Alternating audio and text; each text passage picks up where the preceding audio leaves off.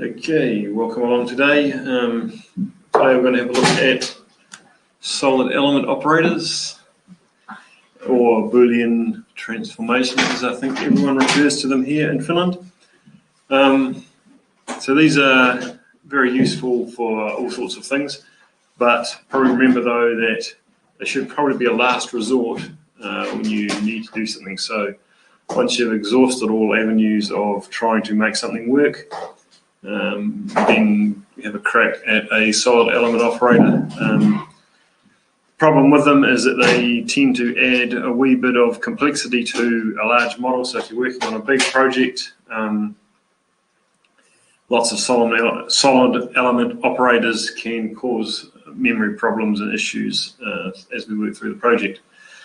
So if we just start with a little simple, I'll get rid of this now.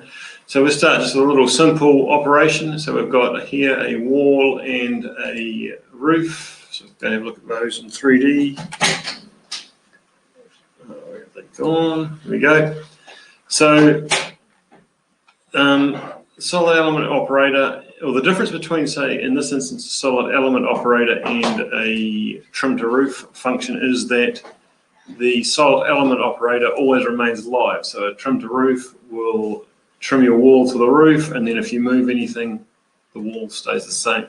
But with the solid element operator, if we trim this wall to this roof section, whatever changes we make will be reflected in the wall. So just say for now we grab that wall, find the easiest way to activate the solid element operators is to right click and choose connect, and then solid element operations down here.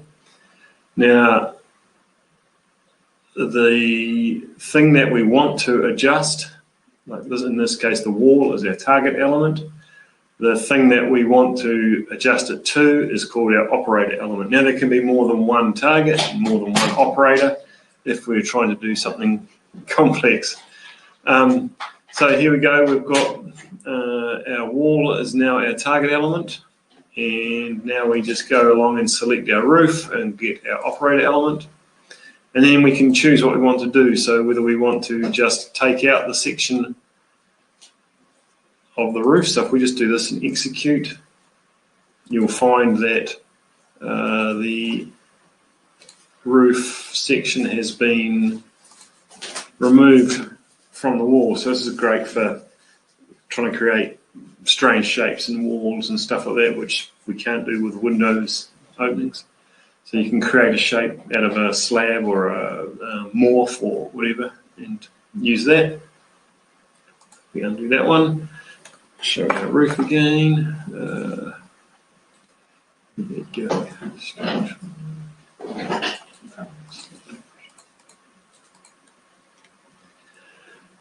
Okay, so now this time if we go and we'll just trim the roof, trim the wall through the roof. So we've got our target element here, and now we've got our operator element being our roof, and then we'll choose subtraction with upward extrusion. So now what this will do is it will take this piece of wall here away from our model. Boom.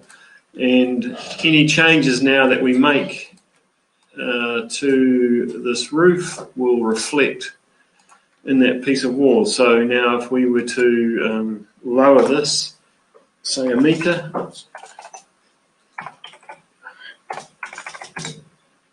the wall automatically follows whatever the roof has done. So if we just compare that then to a roof trim, so if we've got this wall and this roof and we crop the element to the top, we get the same result. But if we now move this wall, I'll move the roof, the wall doesn't change. So if we've got something that's going to be changing, it's good to use the solid element operator.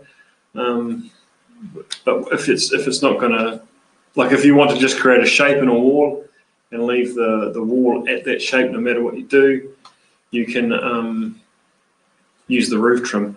Now, if you were trying to do this and if you're wanting to say get a slope on the end of this wall for whatever reason, if you do it with solid element operators, you need to put the solid element operator on a hidden layer, because they only work while the operator is in place. So you can't create a wall with a funny shape and then delete the solid element operator because the wall was looking for it to remember what to do. So whereas with a roof, I could we go back and do that again.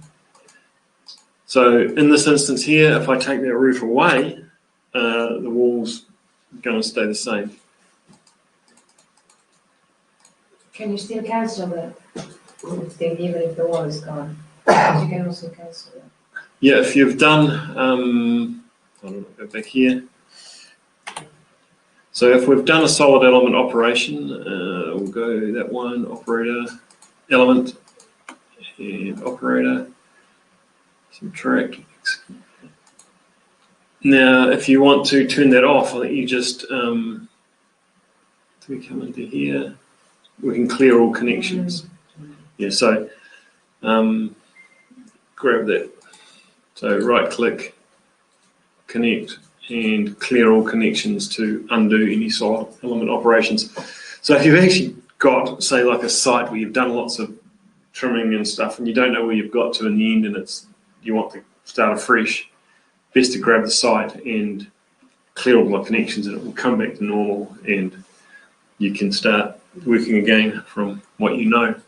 Another thing to remember is the target, what's going to happen to the target surface. So the target surface is the surface that's left when it's trimmed. So if we were to go back to that one there, let's hide that a second. Hide. So the target surface in this instance is all this part of the wall that's been cut. So we've left this one here to use the attributes of the target element. So if the wall was white, or if the interior of the wall is white, it's going to stay white. Or if we want to assign a color to that operation, say we've trimmed a landscape and we want the land, we've got a hill and we've trimmed the ground to make it flat and we want it to be green like grass, well, we can choose inherit from operator, and it will, as long as our operator slab has got the green material that's for our grass, it will then transfer that to the cut surface. So if we now go and look at, say, a site example here. So quite often we'll use the operators for like landscaping as a really good instance for these sorts of things, because it's difficult to manipulate a mesh at times. So in this instance, I've got a 3D mesh here, and we've just got a wee bit of a slope on it, down from nothing up here, just like a gently sloping hillside that we might want to build on. Now, if we were to start by putting a floor slab on here, where are we? Structural.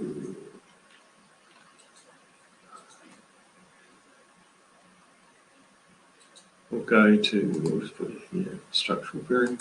So if we were going to put say a building platform just here, and we'll just check in 3D where that looks like. Okay, we're a bit buried in the hill. Hold on. We'll just do a bit of a section line through there and see where we're at.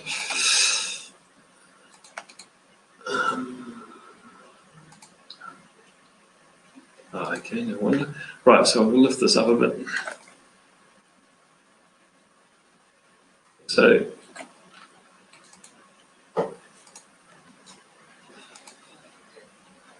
if we're planning to put a building platform on this hillside, that's what we've got. So we want to be able to trim this ground to our platform. So again, we get our target, we get our operator, and then we subtract with upward extrusion. Execute. So now we've got a nice little building platform to build on.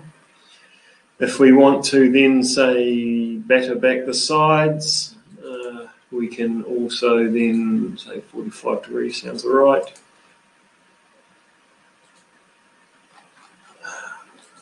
We can put a bit of a roof on here.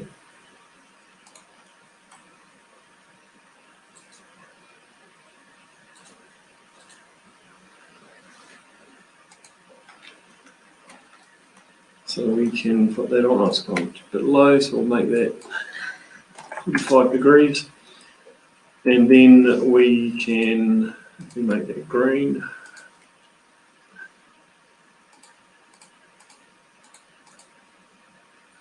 Probably grass.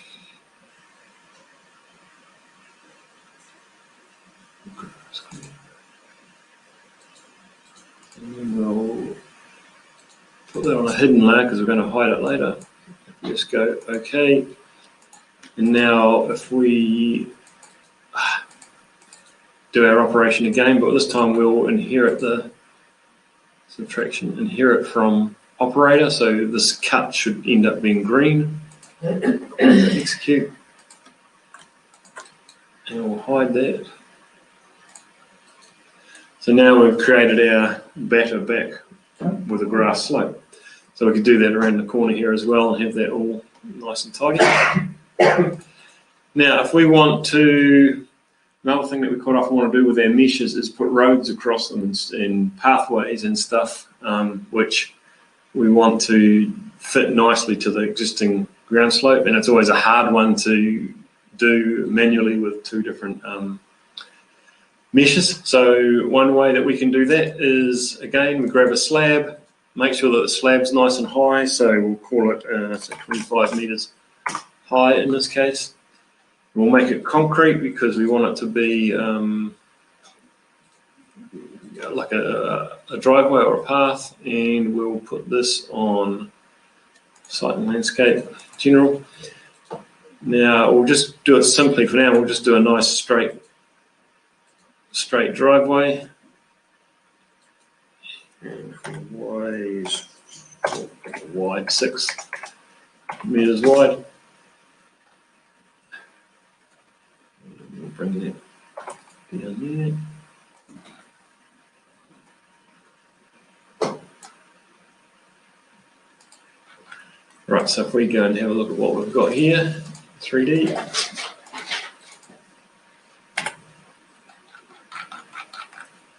Okay, it's not high enough, so I need to put a bit more height on it. So it needs to be protruding through the ground, so we need to be able to see it.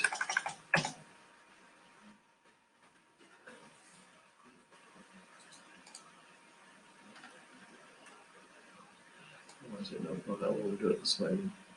Oh, that. Okay, so now we've got our road where we want it through the landscape.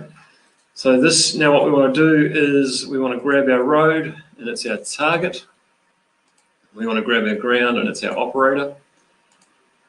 And we want to subtract with upward extrusion. I think that's how we did it. And use own attributes and execute. And now our road has been trimmed to the ground.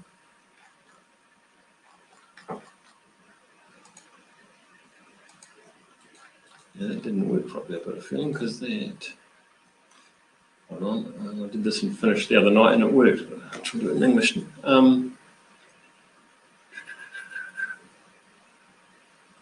Now the next thing we're going to do is take our land, get our target element, and our mesh, get our operator element, and just subtract. No, it didn't work, sorry, so we'll go back to step 1.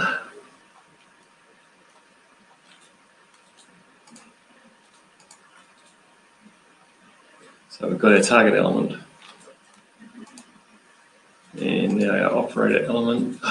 Yep, mesh. What did we do here?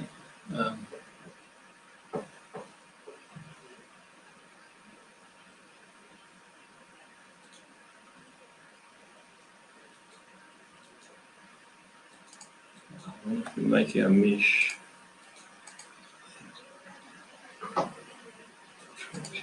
upward extrusion. That was it. So we need to make our operator mesh a thin mesh. And now we can grab our, grab our mesh. So that's our target element, and our slab, which becomes our operator element, and then we can just subtract that and use own attributes. And now we have a road heading up to our building platform. So I think we can then turn this back. No, we can't. We need to leave it. That's unfortunate.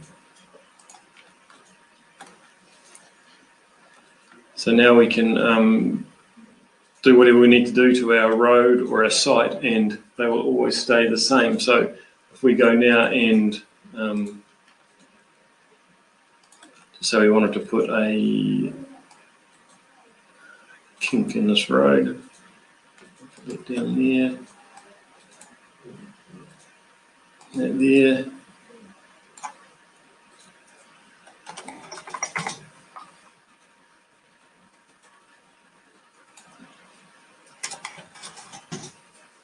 So now we've changed our access way a little.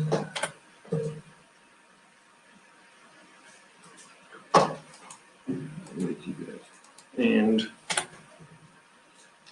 so our road still matches our landscape. So that's a heck of a lot simpler than making one mesh for this road and another mesh for the land, because then every time you move something, the points quite often get distorted, and then you end up having to try and marry your road up to your land and sorts of things like that. So yeah, it's a nice simple way of doing that. One other thing that we can do with solid element operators as well is actually put two things together. So merge two elements. So if we would just say, make this one like grass here, if we just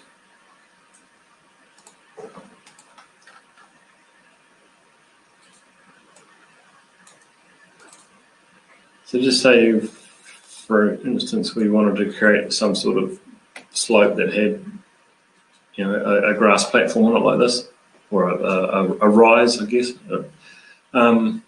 We can then take this grass here and, no, sorry, other way around. So we'll take this main grass here, a slope mesh target element, and make this one here our operator, and we want to add that to the other one and execute.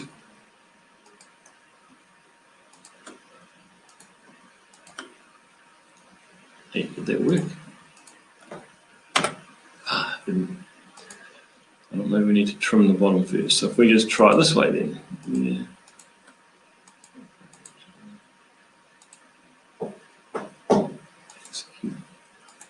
So now that that slab is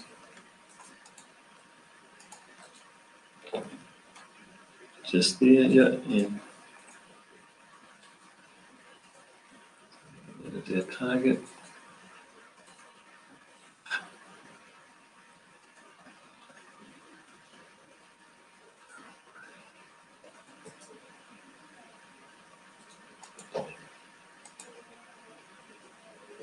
So now that's become one element that just stays like that.